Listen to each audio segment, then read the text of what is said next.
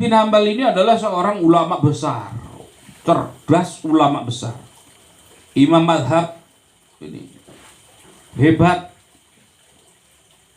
Apa anak ulama besar dia? Bukan.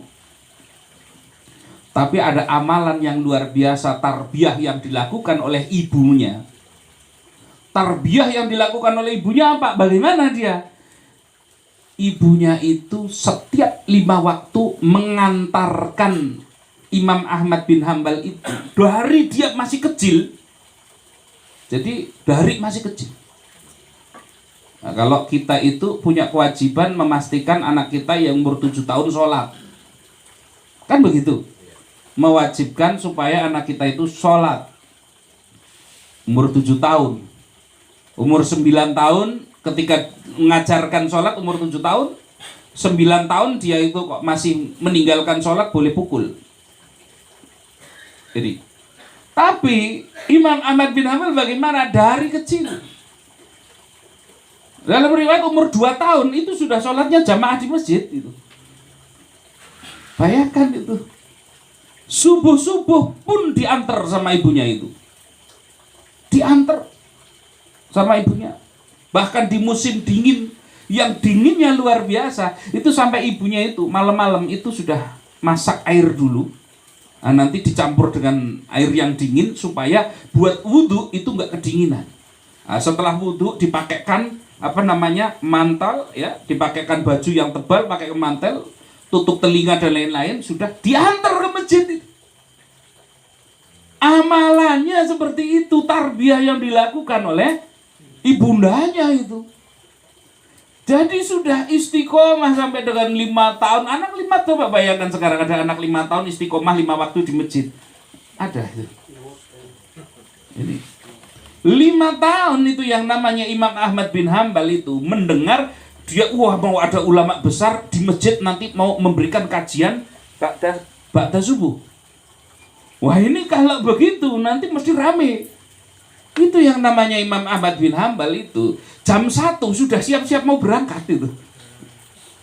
Umur berapa? 5 tahun. Sampai ibundanya ini masih kemalaman. Ini masih kemalaman, nanti kalau di sana itu belum ada orang itu. Belum lagi mbok nanti ada perjalanannya agak jauh ke masjid, nanti mbok ada sesuatu di jalan.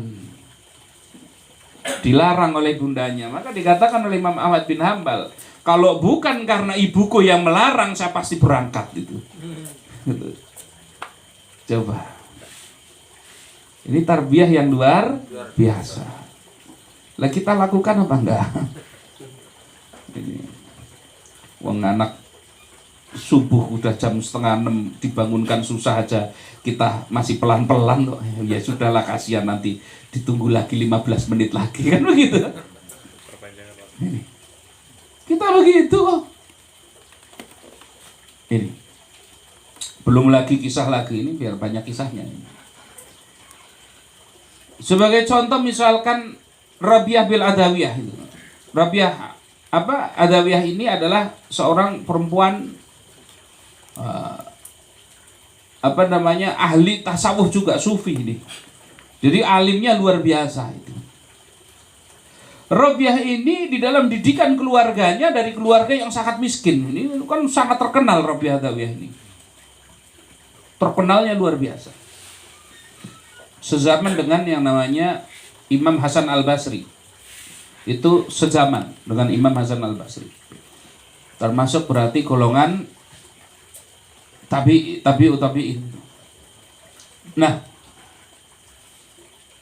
waktu dia masih kecil itu, ya kira-kira umur 4 tahun, pernah suatu ketika ayahnya itu membawa pulang makanan gitu. Membawa apa? Membawa pulang makanan, dikasihkan sama putrinya Rabi'ah Adawiyah ini, dikasihkan. Apa yang ditanyakan oleh anak kecil ini? Ini dari mana? Halal apa tidak? Pernah nggak ngasih ke anaknya itu, kok ditanya ini halal nggak itu? Ini dari mana? Halal apa nggak ini? Pernah ditanyakan begitu? Ada anak kita nanya begitu? Karena memang dididik oleh orang tuanya. Walaupun keluarganya miskinnya luar biasa, tapi didikan di dalam keluarganya adalah makanan yang dimakan harus makanan yang halal. Maka walaupun umurnya mungkin baru 4 tahunan, dia sudah bisa bertanya begitu. Ini halal apa enggak ini? Kalau dimakanlah, orang tuanya mengatakan begini kepada putrinya, seandainya ini haram, maka ini sudah halal karena kita miskin banget, nggak ada yang dimakan. Gitu. Karena kalau darurat kan memang boleh semua dimakan. Gitu. Kalaupun ini haram untuk keluarga kita, ini halal itu. Lah terus kalau ini haram, memang kamu mau bagaimana itu? Ditanyakan ke putrinya. Apa kata putrinya? Kalau ini haram, maka saya lebih memilih bersabar dari rasa lapar di dunia daripada saya harus bersabar terhadap siksanya Allah di neraka. Anak umur 4 tahun. Ada anak kita bisa ngomong begitu? Anak kita kan paling levelnya baru Upin Ipin, Ultraman kan begitu kan?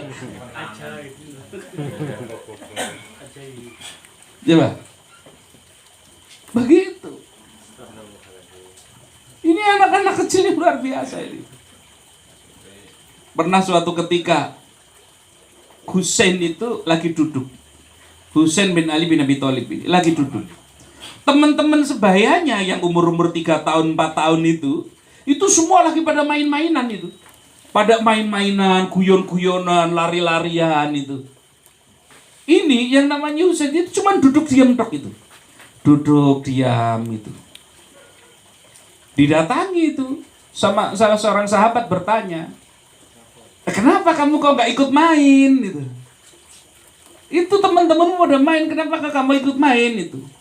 Apa jawabnya? Saya diciptakan oleh Allah itu bukan untuk bermain gitu. Di dunia ini bukan tempat untuk bermain gitu. Bagaimana tanggung jawabnya terhadap Allah itu? Ini anak-anak ini gini, coba bayangkan. Coba. Ini. Jadi memang luar biasa. Semua kalau kita pelajari imam-imam yang luar biasa hebatnya, ulama-ulama besar yang luar biasa, itu mesti ada tarbiyah dari orang tuanya. Ada tarbiyah dari orang tuanya itu. Misalkan Imam Syafi'i dan lain sebagainya, kalau diceritakan panjang sekali. Semua tarbiyah dari orang tuanya. Maka hari ini kalau kita memang menginginkan anak-anak kita itu menjadi anak-anak yang hebat, mulai kita tarbiyah anak kita. Tarbiyah itu selain ngasih tahu adalah kita memberi contoh. Ini memberi contoh. Jadi bukan cuma nyuruh. Tarbiyah itu membawa, dia ngajak gitu. Kalau ngajak kan berarti dia melakukan juga. Ini itu tarbiyah. Itu tarbiyah itu. Iya. Nah, ini yang pertama.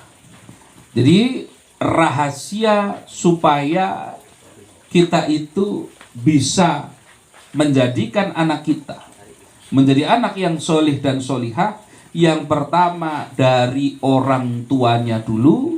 Dia berusaha untuk memperbaiki akhlaknya, dia berusaha untuk meningkatkan kapasitasnya sebagai orang tua itu. Ini. Yang kedua, kasih contoh apa yang dilihat oleh si anak. Maka itu yang akan dicontoh, maka pastikan yang dilihat oleh si anak adalah sesuatu yang baik. Ini. Yang ketiga itu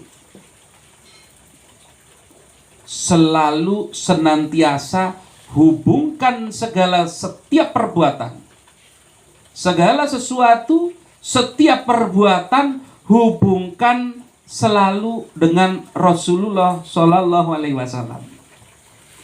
Contoh, anak kita dikasih anak kita makan misalkan, kok dia ngambil makan pakai tangan kiri?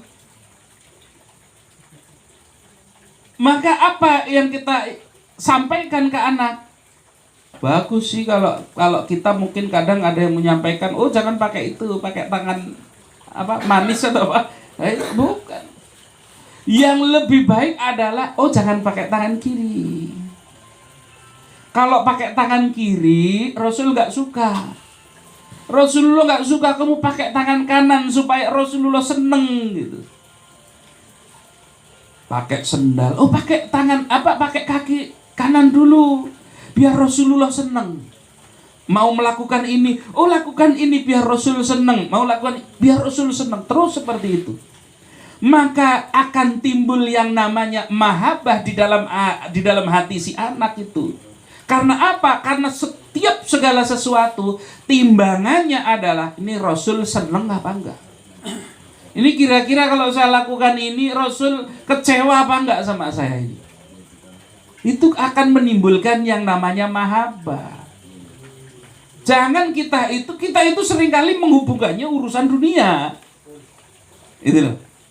Contoh misalkan, ayo tidur yang gasik, besok sekolah. Tidur yang gasik besok sekolah. Coba diganti mulai sekarang. Ayo tidur gasik, besok subuhan biar Rasul senang. Ganti orientasi ketika dia mau tidur, yang orientasinya tadinya mungkin urusannya dunia, rubah menjadi orientasinya adalah orientasi akhirat itu. Rubah itu, jangan semuanya urusannya dunia terus. Kita setiap segala sesuatu seringnya apa? Urusannya dunia. Ini biar kamu nanti jadi orang hebat, biar rezekimu nanti kamu bisa jadi orang, jadi pejabat, jadi ini. Jangan. Hubungkan senantiasa dengan Rasulullah supaya apa? Supaya mahabbah itu muncul dari anak kita masih kecil. Anak kita itu mumpung masih kecil itu gampang dibikinkan idola, Pak. Lu kita itu bayangkan, kita itu tiap hari ngasih HP ke anak kita, tiap hari nonton misalkan nontonnya Upin Ipin misalkan, itu tiap waktu dia lihat Upin Ipin, besok jadi idola itu. Besok lihat ada artis, wah nonton TikTok, joget-joget itu artisnya itu, wah ini kalau joget mantep ini, besok jadi idola ini, jadi idola.